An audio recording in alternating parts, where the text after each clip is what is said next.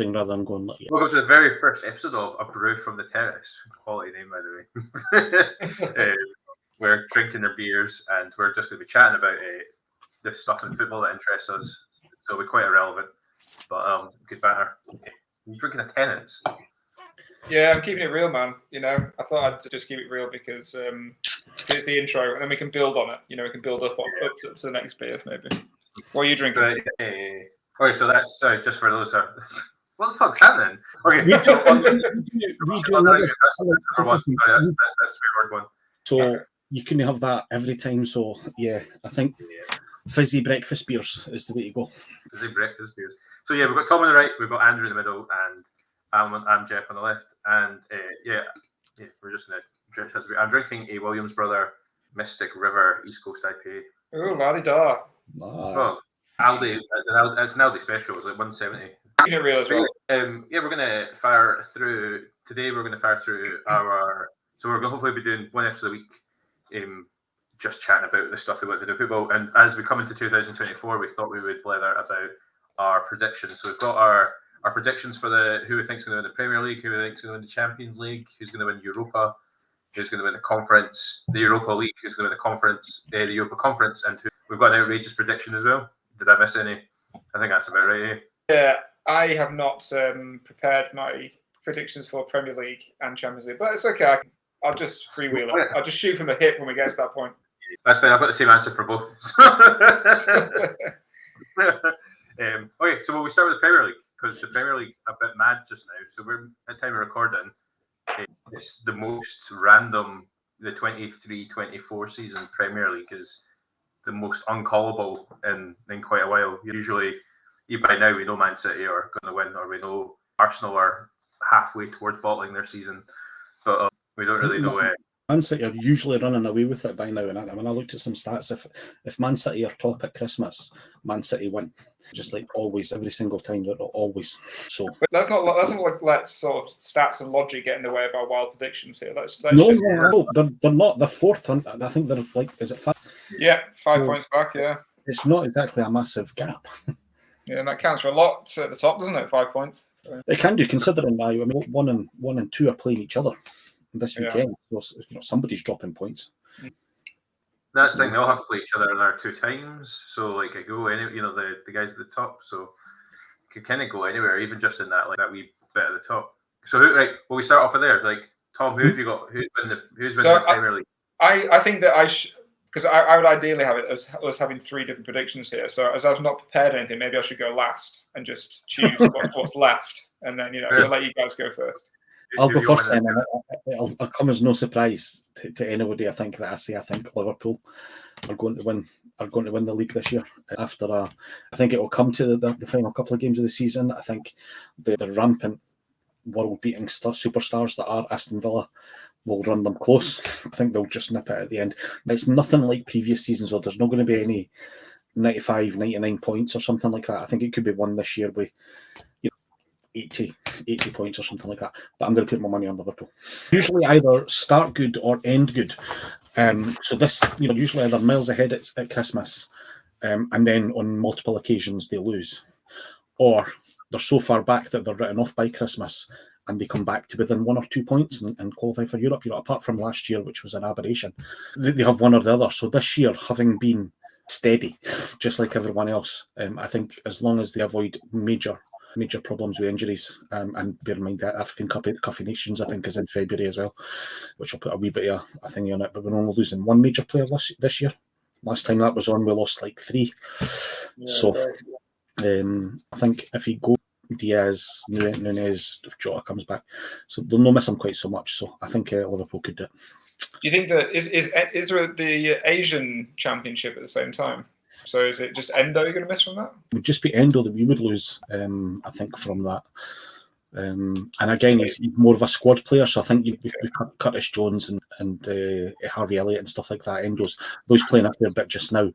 He's not such a big loss. So I think last time the African Cup of Nations was on, obviously they lost Mane and Naby Keita and all sorts. Players to it. So I'm going to make a note of it all. Are you making note of all these as well, Jeff, so we can log it over each other when we're wrong? That'll be a laugh at the end of the season. Remember when you said this? What I always have noticed about Liverpool, one of my favourite things about Liverpool is just watching Jurgen Klopp's transitions, and I always feel like Klopp's demeanour reflects how good Liverpool are doing. So like when Liverpool aren't doing very well, like last season when they were struggling a wee bit, he looks like a defeated old man. But when like it's like he kind of like transitions up and down his own personal timeline based on how well like he looks older than Liverpool. He doesn't hold back on like. I think definitely you've got it's on a spectrum. Klopp's in the middle, and depending on how Liverpool doing, he's either Jimmy Bullard or Roy Hodgson. I was thinking back to that season 2 seasons ago when Liverpool, it was like that really tight one between Liverpool and Man City, and they looked like $1 million every week. He looked like so, but then like last season I was like, oh my goodness, he's like really. Yes, when your team's winning though, it's like the biggest smile of the world is when your team's winning, and he's a guy who plays with his heart, well, manages with his heart. He goes from looking like he looks like he lives in a bed sit when Liverpool aren't doing very well. Like he's rolled out of bed and just gone to work that morning without really making an effort, and I do love it. It's one of my favourite things about. I think Liverpool's a good shout. I've got Man City, just because I think. What you were saying there about teams staying fresh, and like it's like as long as like Liverpool and other teams can, if Liverpool keep their players healthy and stuff, and there's not a lot of injuries, they'll do well. I think that's a major problem in the Premier League in general. Like I think you saw well Newcastle were doing last year, and you see them this year, and they're doing okay, but every week the conversation, particularly with Newcastle, is like who's fresh, who's not fresh, who's not injured, whereas I think Man City are. Unless anyone can challenge me, like Man City have got that rotation, the capacity. They've got a depth that other teams have. I agree with you, but I think they rely on certain players far too much. And if you look at them at the moment, it's no coincidence that Kevin De Bruyne and Erling Haaland are both out at the moment, and they're struggling a wee bit. They're not winning by multiple goals. So my bold prediction with that in mind is that these guys will get fresher as the season goes on, and that will reflect, I think, towards the tail end of the season. If you look back like last year, Arsenal as well, where Arsenal were great, and then they just couldn't keep it consistent. And I think that happens quite a lot. I think as well, Man City tend to sort of turn it on in the last 15 games or so, and are just relentless. So they do. If you remember a few years ago when it came down to the last game of the season again. They won something like their last, 11 games on the trot, even up to including a 1-0 win where Vincent Kompany grabbed a goal. Yeah, and it was his only goal that season. They just grind them out. You're right; you can never discount them. But this year they're not just chasing one team; they're chasing 3. So. And I suppose I think if you're within touching distance, we say it was 5 points they're behind at the moment. If they're going to really switch it on and just get into that sort of winning again sort of mentality, then I suppose that 5 points in the end isn't too much over that amount of games. So it's not. We talked about this weekend. Obviously Arsenal are playing Liverpool this weekend. A draw there, and if Manchester City win, and the gap's 3 points, which is one game, and you've got to play each other, so that one game. That can be enough for them to get to the top of the league, sort of thing. Yeah, it's true. I think it's most exciting. It's like as a bit of a neutral player, particularly in the Premier League, a neutral fan in the Premier League. It's an exciting time. Like you've got so many nice wee stories happening, even just at the top. You've obviously got it down at the bottom as well. With Everton, I'm loving following Everton, and at the moment, for example, just because of Sean Dyche, I think the lower end of the Premier League is quite interesting as well. You've not got it looks like teams like Luton and that are starting to build up a wee bit of momentum for themselves, so that's quite exciting there. But certainly at the top, when you've got like you got Aston Villa in the conversation, and Arsenal in the conversation, it's incredible. We've not had that in years. Tom, right? So okay, yeah. So I suppose it leaves me with the other two that are at the top. I've got an option of 2 here. I need to go Arsenal and go Aston Villa. I can't really see anyone else really winning it. So should I go completely bold and go for Aston Villa, or should I go a little bit safe and go for Arsenal? With Villa, talk about relentless. They've just been unbelievable at home, haven't they? They've won so many games just on the trot. And they're doing that mentality monster thing that Liverpool are famous for as well. It doesn't matter if they're 1-0 down. You're grinding it out and getting late equalisers and late winners and stuff like this. So, and like you were saying with Liverpool as well, they've got players who can score from around the pitch as well. They've got Watkins who's on fire, Louise who's been knocking them in as well, and what's his name? I've got him in my fantasy team. Can't remember his name. Again, yeah. The Scottish. I'm going to have to check my fantasy league now. So he's been playing well as well. Leon Bailey. So I didn't begin to score the winner at the weekend. I don't think he got a goal at the weekend. Maybe it was the weekend before. Maybe they've got a breadth of attacking force, and they're really good at keeping clean sheets. But even as you say before, if they go 1-0 down, then it's not a big thing. They play the same, and it just seems to be really difficult to beat. So, am I talking myself into Villa? It should do the Arsenal thing as well, maybe. And it's not the romantic story, is it, with Arsenal? I think they've been last season. It looked like they were going to win it, and then they kind of crumbled a little bit, which wasn't great. I remember, I think it was last season where they drew 3-3 at home to Southampton. I think that was when they sort of cycled. I remember that game because I was obviously supporting Arsenal because Southampton were the only team below Leeds at the time. So I was hoping. And then they go 1-0 up in the first few minutes. Arsenal are one of those teams I looked at some stats. So yeah, last year Arsenal.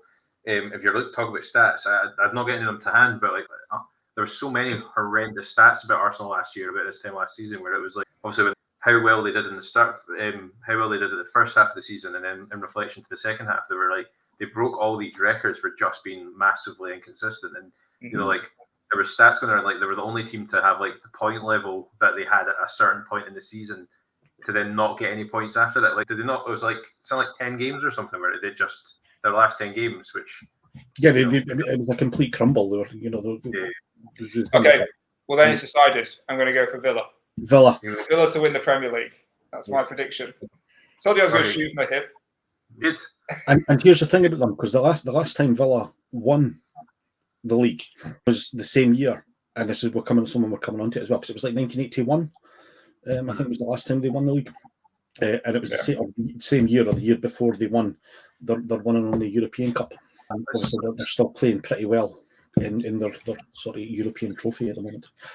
I suppose you could also see Villa kind of falling away as well. I suppose if not keeping up this form and maybe only winning 5 of the next 10 games or something, then that'll make a huge difference, and maybe the teams below them will catch them up a little bit.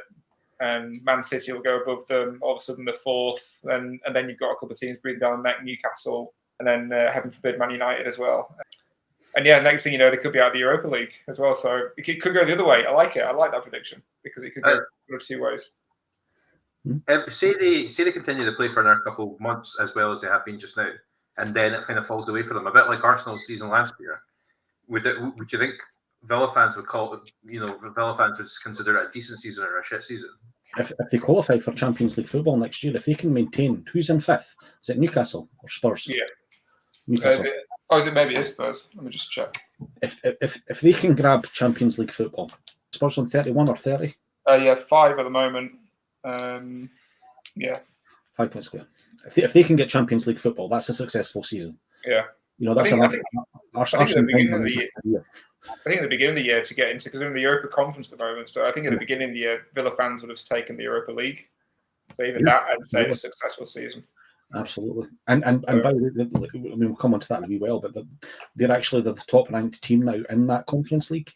They're favourite to win that trophy now, no matter who comes down, because there's been some surprises, obviously, in 3rd place finishing. I can maybe even share that if you want. I can share the next list of fixtures if you want, and then we can that'll be easier for us to pick our teams. I've shot myself in the foot again now because I'm not prepared. I've got my team already, and this is probably, I don't know if this will be my outrageous prediction, but it's just I want Brighton to win. I want Brighton to win. So Brighton are my team. They're my Europa League pick. I think they're seeded they're kind of seeded in the middle.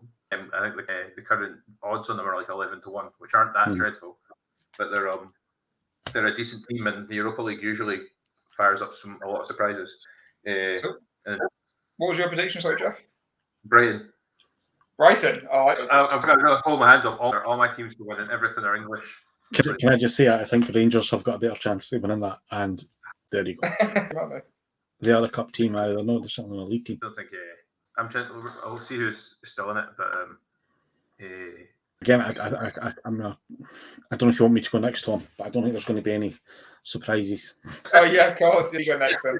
I don't think there's going to be any surprises for me when I say it like that. And it, genuinely, this one, like I'm not sure about the Premier League. I say anything could happen. Manchester City are still there, but looking at the quality of teams that are in the Europa League, and that's no offence to a couple of teams that are in there, I think Liverpool are just far and away the strongest side left in that competition. So if he takes it seriously and plays full team, obviously Klopp doesn't rate it as highly as some other trophies. And if it does come down to having to play for the Premier League, or he will rest players in the Europa League. He's got previous for playing boys. He's, Kieran Kelleher generally starts most games in Europe if it's not the Champions League. You've seen Jarell Quansah grabbed a goal there last week, which actually is a great start there. He's now got more senior team goals than Joe Gomez, who is still sitting on after 10 seasons, none. So I should Joe Gomez start of the day. I think Liverpool's probably a good shout. Actually, I maybe picked them based on the fact that I didn't pick them because A, knew you'd pick them, but B, also don't like them. Because who have you got for Europa League, Tom? Okay, well, I'm obviously just having a look at the draw now, because all I can see at the moment is those playoff games. So I have a list here. So I'm struggling a little bit. Let me just see. I'll just try and search in front of it. I was spending that whole. So I've got the list here of the ones who qualified. I can give you the ones who qualified through, mate. Yeah. So it's at the moment we've got Atalanta, Bayer Leverkusen, Liverpool, Villarreal, Slavia Prague, West Ham, Brighton, and Rangers at the moment. But obviously, there's games still to be played. That's what 10 of the last 16. Sorry, they're still there, and there's the playoffs obviously as well to find out from the. Yeah, because right here the playoffs. So it's people like Feyenoord, Galatasaray, Marseille Young Boys, Benfica Toulouse, FC Braga, Karabag, FK. Pardon me. Well, from that list you read out there's one team that was kind of standing out to me, which is Atalanta. So I might go for Atalanta to win the Europa League. I know that they play a very exciting brand of football. I know that the manager there, I can't remember his name off the top of my head, is a disciple of Bielsa, so he gets my vote, obviously. So yeah, I think that they play a very similar style. I think that they're the type of team that's kind of almost like the Brighton of Italy. They've kind of come out of nowhere the last 5 years. They were a team that you always saw in the sort of list of Serie A or Serie B, wherever they were. You're like, that sounds like the word Atlantic, but I don't know where that base. I don't know anything about them. And now all of a sudden they're in the European competitions. They're playing exciting brands. I think that they were quite high up in Serie A recently. I don't know if they've fallen away this season. I think they might have, because I think I've heard some talk of them on some like sort of hipster football podcast that they've fallen away a little bit. But they're in the draw, so I'm going to say that that's they've won their last 3 games with 11 goals scored and only 3 conceded. So they've good. I'm sticking with Atalanta then. So Villa to win the Premier League, Atalanta to win the Europa League. Who knows what I'll choose for the Champions League, or indeed for the Conference League, because I'm not looking at those lists either. So all right, well, they make a lot of money without having to pay a lot out. It's not big enough for European games. Because they've come up quite quickly, haven't they? They've moved up a couple of leagues or so they play their European games at the San Siro. Massive crowds. That might be something I heard a couple of years ago. I don't know if that's still the case, but I think I'm looking at their stats and just now. Their ground capacity is just under 25,000 seats. So I imagine that's probably all right now. But certainly, like you were saying, that might be a stat that I remember for a couple of years ago. So they only came up into Serie A in 2011. So that's still pretty. Considering that's a league that's got some big dominating teams, obviously, like in Milan and stuff. to come into that league only 10 years ago and do. Yeah, it's I think it's like the Scottish League a wee bit, isn't it? There's only like 3 or 4 teams have won it in the last. It's either Juve, one of the Milans, or Lazio. They've won it for a while. Lazio haven't won it for a while.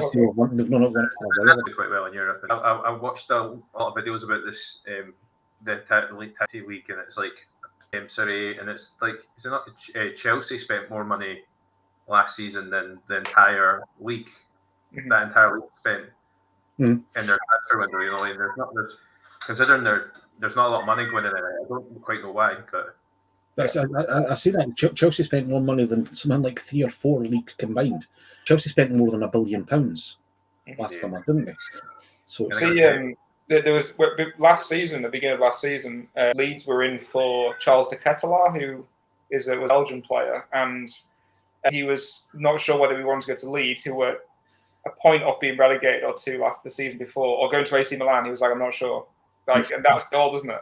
And he was like, AC Milan they've won the Champions League, so I'm going to go. They've got Champions League football, but that was the only thing that was the difference. The Leeds could pay them more, and they could pay the money and everything against AC Milan. You look at Liverpool lost a couple of players this year. Obviously, Moses Caicedo was the most sort of high profile one, but they lost 2 players to Chelsea, basically just because Chelsea can pay them more and for money. And it's obviously looking at the stats now, you think to yourself, as a player, I love that guy wanted to go to European football and stuff like that, because there's too many players that are obviously playing just for the money. Yeah. And it's sad, and it takes me. I don't know if you've seen it this week. These stats that are coming in now for attendances in Serbia and the Pro League. I seen one last week. It was 133 people.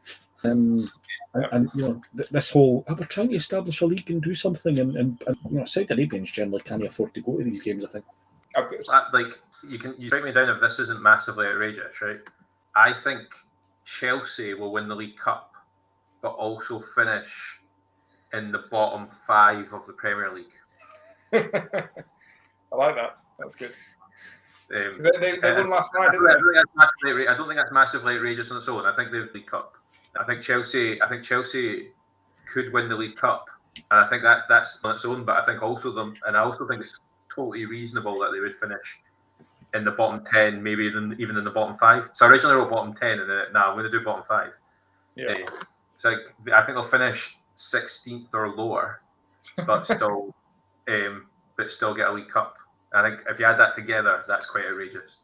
I think that as well. I think the bottom 3 or 4 are going to be so far adrift that they're never going to be really in a relegation battle. They might be 9 points clear or 10 points clear of the bottom. Yeah. And still finish down there. I think if you look at the league and you look at where Chelsea are and you look at who's above them and who's below them, it's actually quite, the teams above them are your Brighton's and your West Hams, and the teams just below them are teams like Everton, who and anything can happen. I just think all these teams have got potential to do well.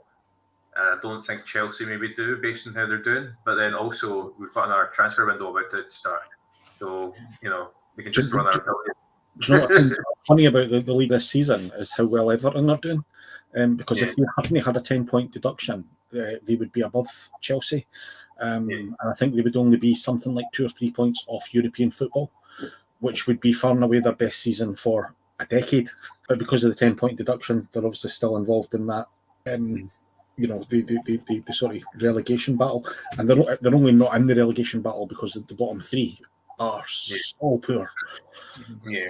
So I was going to jokingly say that my prediction would be Troy Deeney becomes Forest Green Rovers manager, but that's already happened. So, he's become manager of Forest Green Rovers. I think that they just like to do stuff that's outrageous, though, don't they? Maybe we should get what's the owner called? Vince something, or is that his surname? I can't remember. He likes doing just stuff that gets him in the news.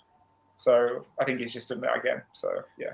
I think Forest Green are like they're the characters of their league as well, aren't they? They're like So I can totally entirely vegan club. Totally. Right, who's the outrageous prediction then? Mine's is the man of the season in terms of what he's about to do. Like international manager of the season is going to be Stevie Clark, right? Because, and I'll tell you why. He's about to do a swoop. There are several players at the moment who play in top teams in England who are still not capped and play for Scotland.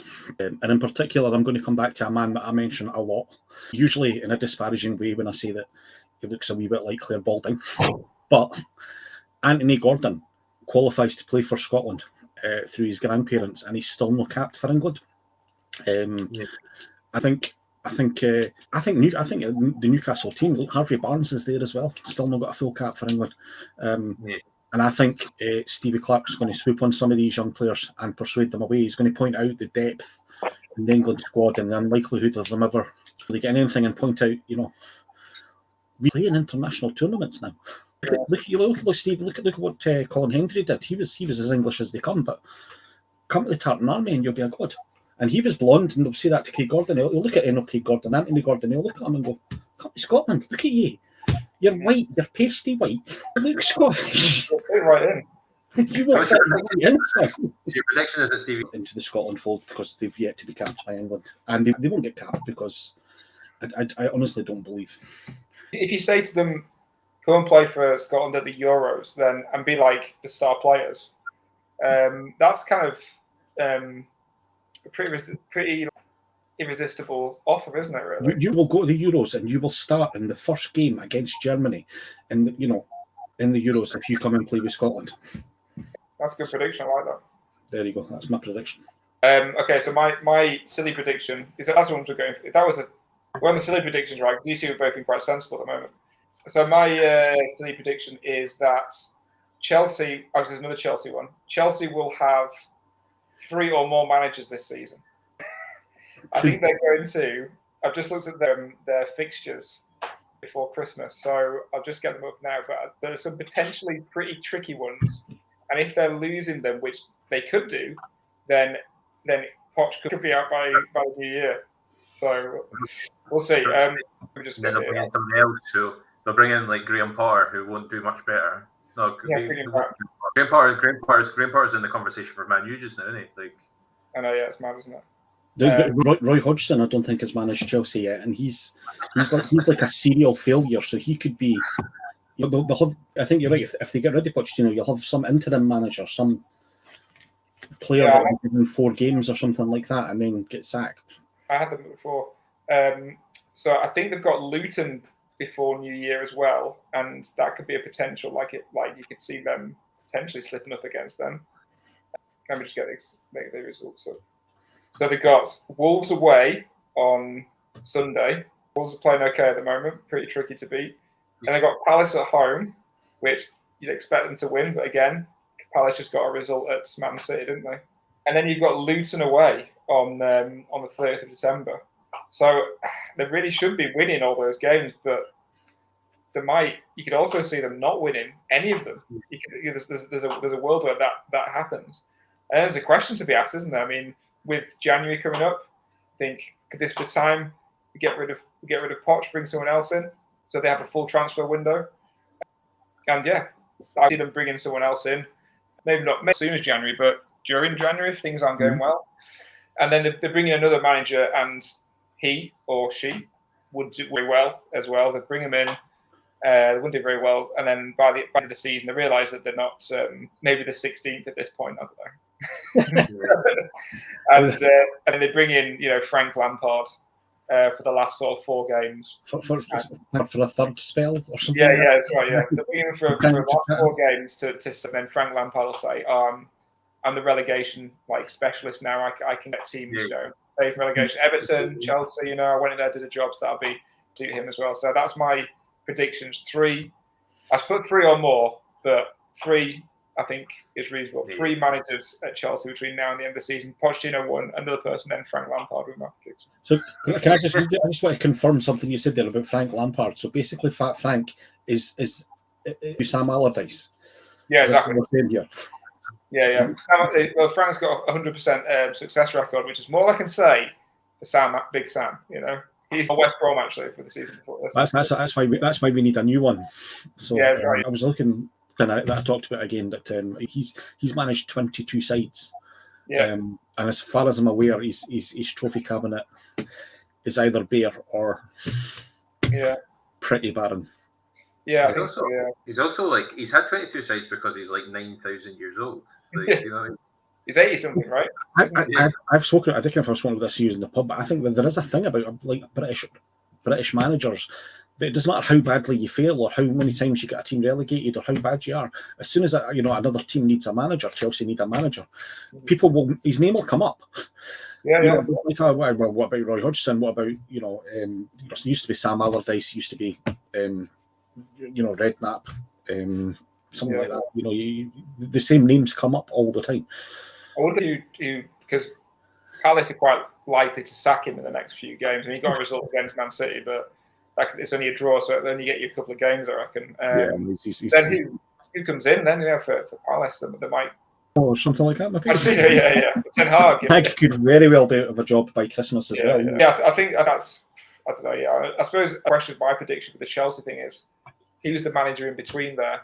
And I'd be thinking maybe someone like De Zerbi, but again, I think De Zerbi's magic, like because it's coming from Brighton again, I think his magic might not work in Chelsea. They might want something a bit quicker. So that'd be my prediction, I think. So yeah. Should we stay with me for the more reasonable prediction?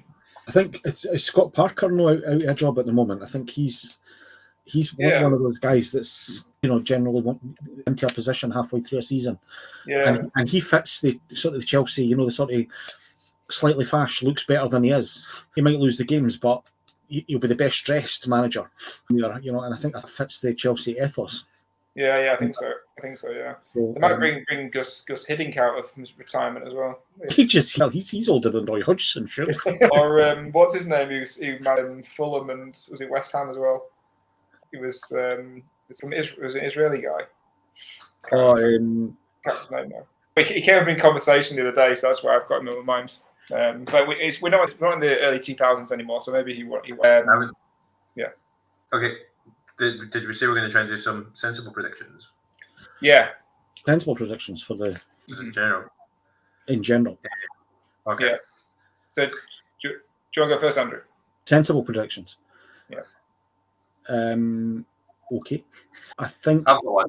Have you got one? No, you go first, mate. My prediction is that Man City will get their second double in a row with the Premier League and the Champions League. Yeah. That's giving away your Champions League prediction, but yeah. I think I'm going to give away mine in my prediction as well.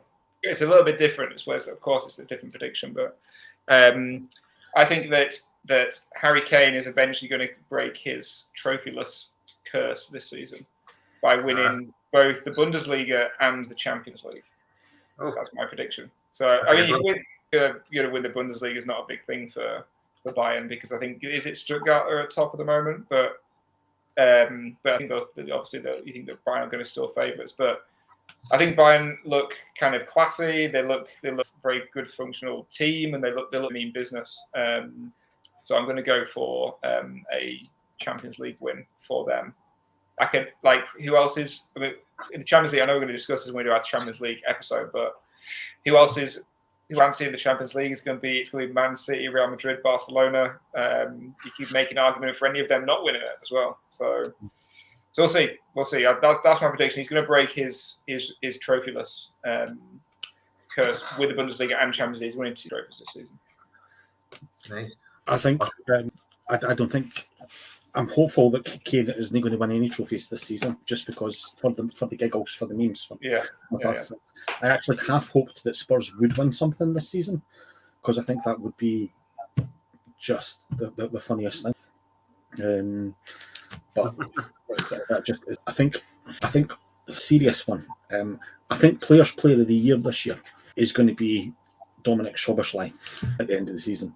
I think the Haaland era is going to be injured too much to be taken seriously, and I think when Liverpool win and Aston Villa come second and Unai Emery gets manager of the season, they'll have to give it to the person who's making the most impact in the Liverpool squad. So I think the PFA Player of the Year this year is going to be Dominic Szoboszlai, and I genuinely believe he's the best midfielder to play for Liverpool since Steven Gerrard. Sorry? You writing all these down still, Tom? Still writing So we can do when it gets to play PFA. I'll write them down. Oh, sorry. Yeah. Okay. Yeah. Second. So yeah, those are our predictions for this year. We'll mark them up, and you'll get a point for each one you get right, and then we'll go from there. Are you really going to make me spell Sobotsly? Because I've got no chance of doing that. SZOBO. Yeah, I've already got it wrong. Actually, I've got it on the screen. It's on the screen right in front of me here because he scored this evening. I don't know. I think I managed to do it surreptitiously, but I might have had a wee thingy.